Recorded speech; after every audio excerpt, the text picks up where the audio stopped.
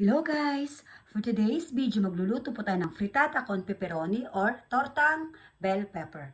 Ang mga ingredients ay pepperoni or bell pepper cut into stripes, sibuyas cut into cubes, 3 eggs, parmesan cheese, grated parmesan cheese, salt to taste, at pepper to taste. First guys, igisa muna natin ating mga sibuyas.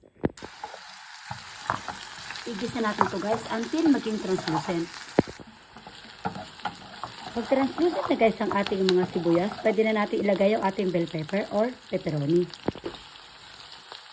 Halu-haluin lang guys at hayaan magisa. Habang inaantay natin magisa ang ating pepperoni or ang ating bell pepper, paghaluin na natin ang ating eggs at ang ating grated parmesan cheese.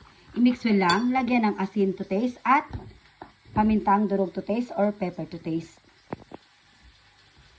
I-mix well lang natin to guys. At pag na-mix well na natin, i-separate muna natin. Sa ating pepperoni naman guys, or ating bell pepper, lagyan natin ng salt to taste at pamintang durog. Then, halu-haluin lang until maluto ang ating bell pepper o ang ating pepperoni. At pagluto na guys ang ating bell pepper or pepperoni, pwede na natin ihalo sa ating egg at parmesan cheese mixture.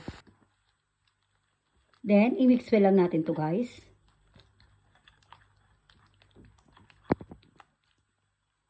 After natin ma-mix well guys, pwede na nating i-fry until both side mag-golden brown.